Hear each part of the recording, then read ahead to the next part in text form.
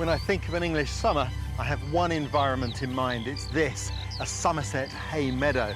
And what's more, it's an incredible place to look for British wildlife.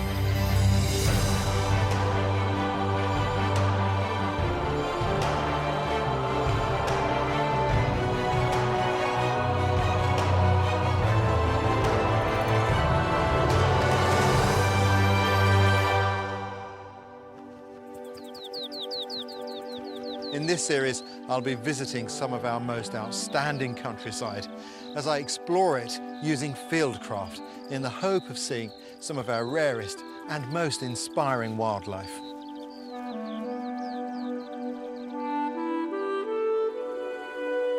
Hay meadows like these are a throwback to the way we once used to farm in a time when quality was perhaps more important than quantity.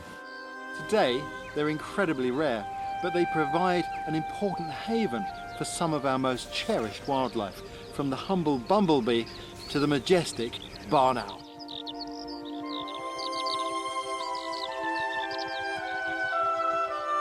Meadows have been part of our landscape for hundreds of years.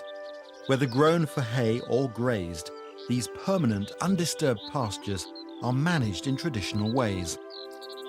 Cattle are used instead of modern farm machinery, and the lack of herbicides encourages a diverse and colourful mix of beautiful wildflowers and grasses.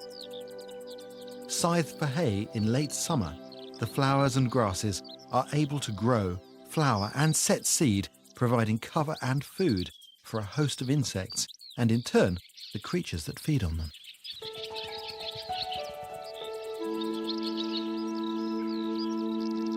I've come to Somerset in the southwest of England, where nearly half of Britain's hay meadows and unimproved grassland can be found in glorious technicolor.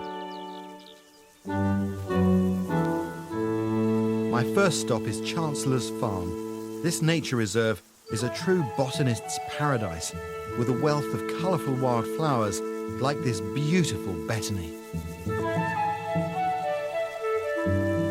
Names such as oxeye daisy, lady's bedstraw, meadow vetchling sound like something straight out of a Thomas Hardy novel.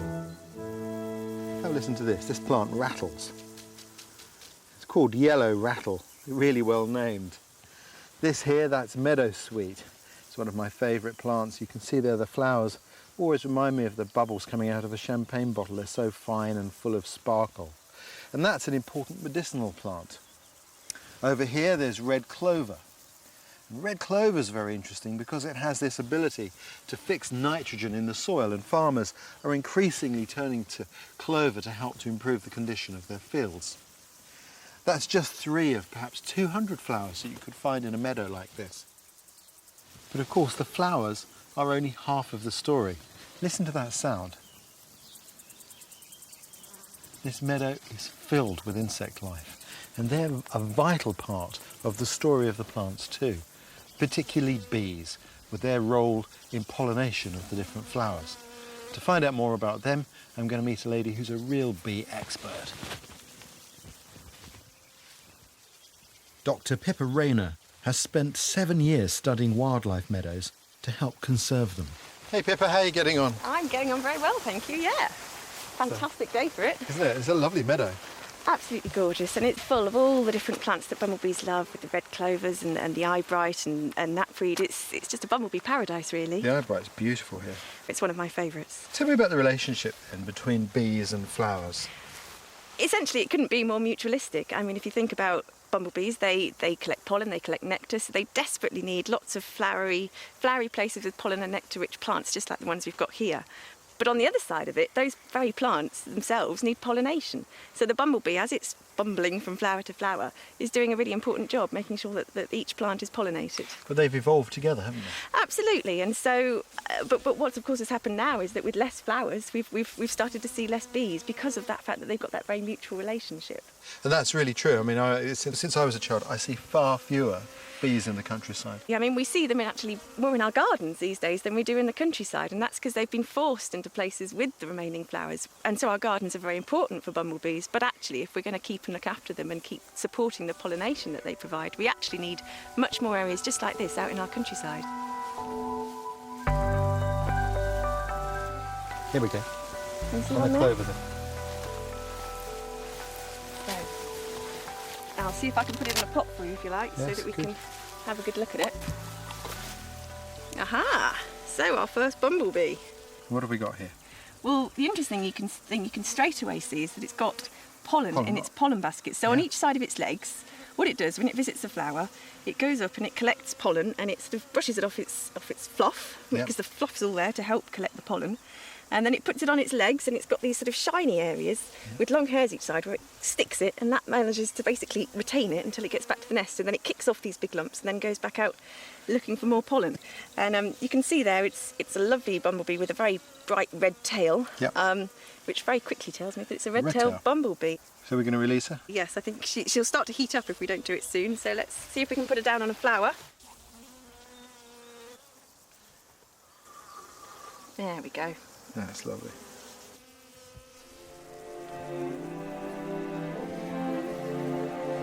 The buzz of insects and the rustle of warm air in the long grass is for me the sound of an English summer, with one important addition.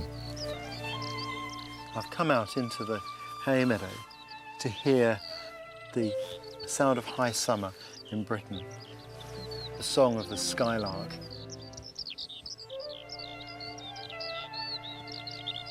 That sound is like liquid sunshine, isn't it? This virtuoso performance is part of the skylark's territorial display. It sounds its distinctive call as it climbs to the zenith of its flight, then slowly descends. They only normally sing for a couple of minutes, but I've been told that one was once recorded singing for an hour. That's quite a feat of endurance.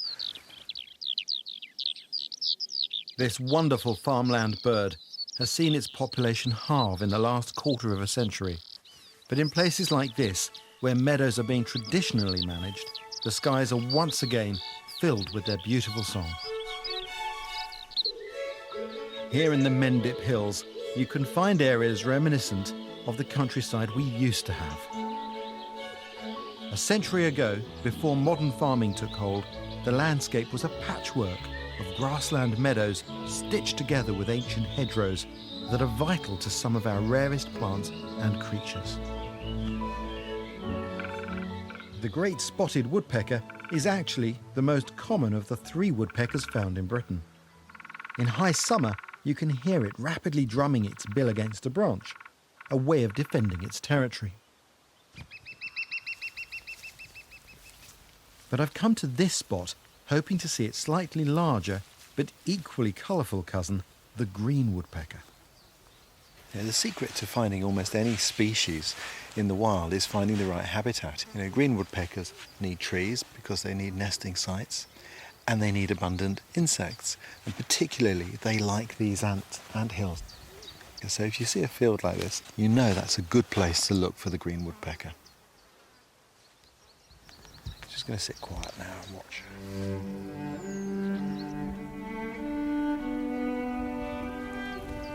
I'm looking for the distinctive undulating flight of the woodpecker.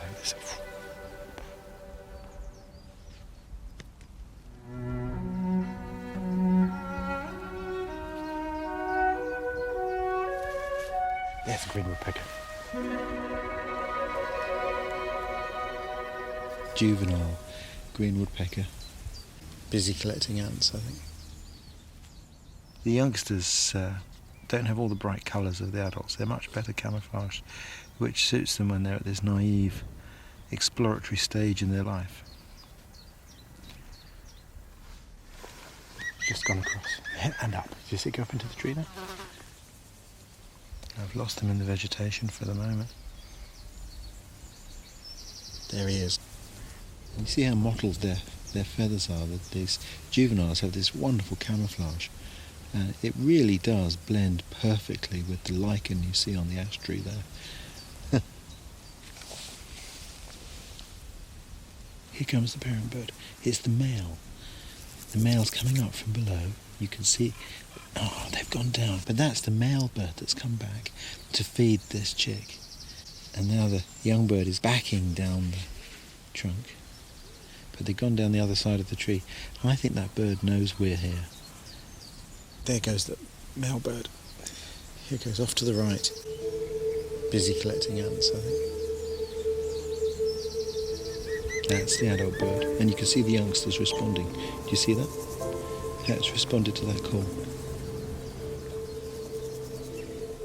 I love these woodpeckers. They have almost a maniacal glare in their eye.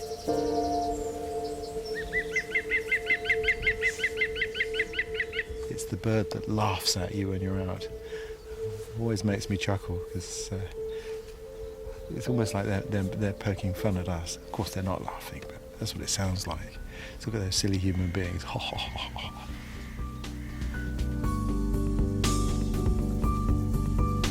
Even a small hay meadow is home to literally hundreds of wildlife species. In part 2, I go in search of British butterflies and one of our most beautiful birds of prey, the barn owl.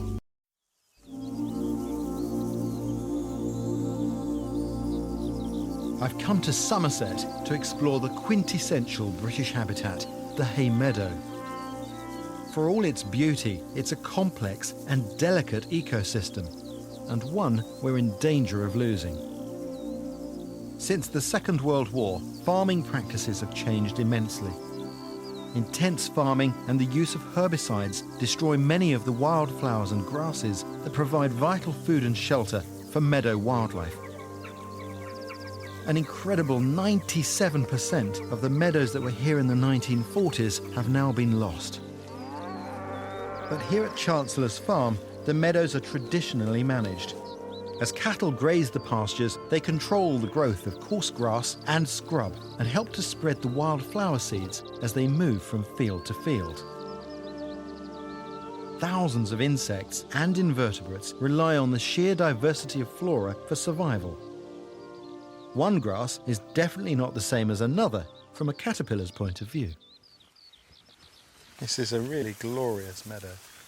Matthew Oates from the National Trust is an expert on one particular creature that relies heavily on this rare habitat. We have meadow browns, which is, as it sounds, a common grassland meadowland butterfly, and one or two small tortoiseshells, which is a very common garden butterfly whose caterpillars feed on nettles.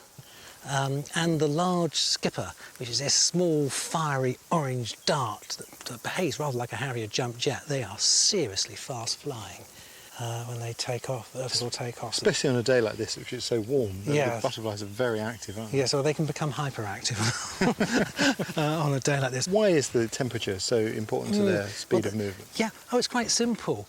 Their bodies have to be warm enough to actually enable them to fly. So on cooler or cloudier days, they actually spend a lot of time just basking, warming up. It's not the wings they're warming up, but the actual body, and the wings will funnel heat down onto the body.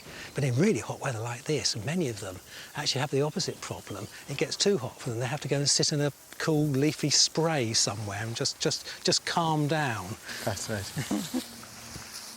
Personally, I think one of the joys of butterflies is that they are a perfect way into natural history if you're just starting out. They are not too hard to learn in this country.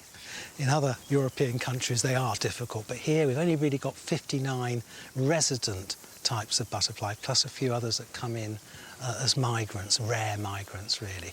They are a beginner's group, as we call them.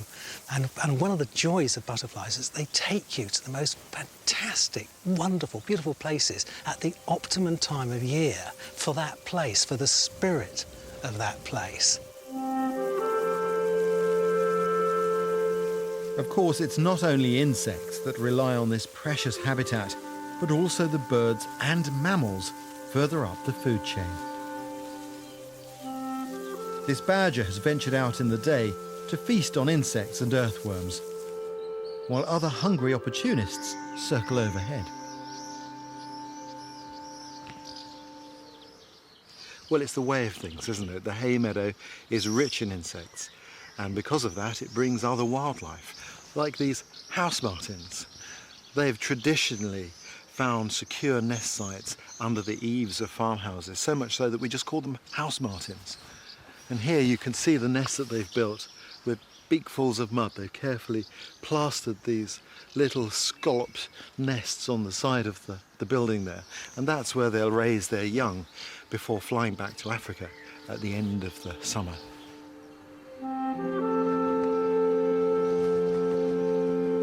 Adult house martins catch insects on the wing before swooping back to feed their hungry chicks.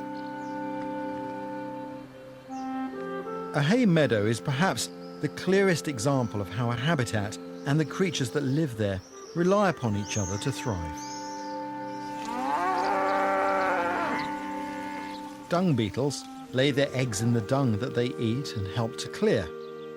Rabbits graze on grass, preventing shrubs from dominating the wild flowers, while overhead a hungry buzzard circles looking for prey. Ecologist Adrian Coward monitors the area's population of small rodents that play a key role in this ecosystem. He's put out some traps to try to catch one of these elusive creatures. Large animals are always dependent upon their prey species, aren't they? And certainly. These meadows are particularly rich in small mammals. Yes, things like kestrels and barn owls at certain times of the year. This is basically their only food item almost. It's sort of almost nothing else but small voles. And you're involved in surveying the small mammals. Yeah. And how do you go about that? Well, we normally use longworth traps, which are totally safe for animals, you know, these sort of mammals. They're small aluminium boxes with a little trap door on them. So the mouse goes in, or the vole goes in, or the shrew goes in, and the door shuts behind it. And we put food inside, suitable for both herbivores and insectivores, meat and dry food, so that it's got plenty of food to keep it in content while we get around to trapping them, checking them all. Fantastic. Well, let's have a look at some. Okay. What we normally do when we get a trap that's closed, we normally put the whole thing into a big plastic bag. Yeah. Because they have a habit of being very quick, as you might imagine. Yeah. Has it gone off? Yeah, it's you closed. Can see the tube where it goes in the box, and you can see the door shut on there. Yep. So the idea is to get the whole thing into the plastic bag. As the tube's clear, make sure there's nothing in there. You can see how this works. When it passes over that little bar, it should drop like that. We have the mouse in here. Looks like a wood mouse. You can have a little look at it. Look at that. Nice long tail on it, and the coloration underneath. Of course, here you can see they have 5 toes in the rear foot and 4 in the front feet. You can see that. Okay. Wonderful. When you see the size of her head is the same size as an acorn. That's right. And I've come across stashes of acorns that these are put away that certainly. are in the hundreds. Yeah, and you find them sometimes just full of food and very little bedding, you know, at certain times of the year. But they're very dependent on the right sort of food source being available to them. In a woodland situation, for example, if you get a bad year for beech mass, that sort of thing, and then the population declines immediately. Right. And the same is with the animals that eat these, things like barn owls. And if you get a sort of problem with these reproducing, it hits straight on to the barn owls. It's a very quick reaction. We'll let her go. I think we'll release her back into the wild. Back over into her habitat, and off you go. It's amazing how fast they are. Yes, it's very quick. Unimproved meadows like these have an abundance of the rough tussocky grassland that mice and field voles need to shelter and to breed. So it's here that I have the best chance of seeing one of the countryside's most magical and dearly loved birds of prey. Barn owls can be recognised by their white heart-shaped faces, which act in a similar way to our ears, directing sounds into their inner ears. Even in the deep vegetation of this meadow, the rustle or squeak of a vole is a dead giveaway. As evening draws in, I make my way to a local farm. Like house martins, barn owls tend to nest in man-made structures near to open countryside where there's a good supply of food. Pheasant going up to roost.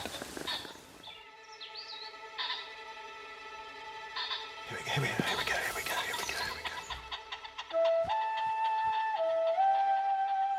Came back with a big vole. Wonderful. What a privilege to see that. These are the most beautiful birds. I can hear the chicks in the nest inside. Hungry mouths in there. I'd expect to see the birds going every couple of minutes, taking it in turns to feed their chicks. Here it comes, look, here it comes.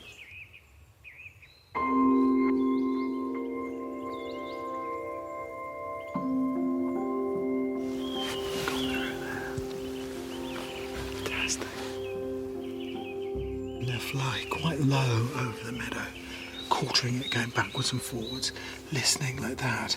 Their hearing apparatus is offset so that they can get a very good range location, accurate location on what they're looking for. But when they find something, they often do this little turn around, almost fluttering like a moth before they pounce. And up with the vole. It's great to watch. Not good if you're a vole, though. The barn owl's large wings and light body enable them to fly slowly without stalling, giving them ample time to pinpoint their prey on the ground below.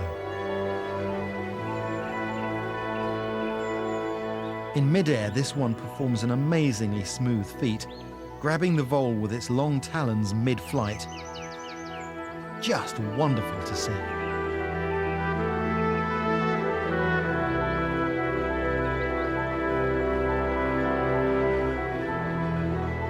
Fantastic.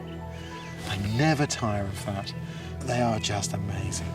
If ever there was a reason to still have hay meadows and rough pasture, it has to be the barn owl.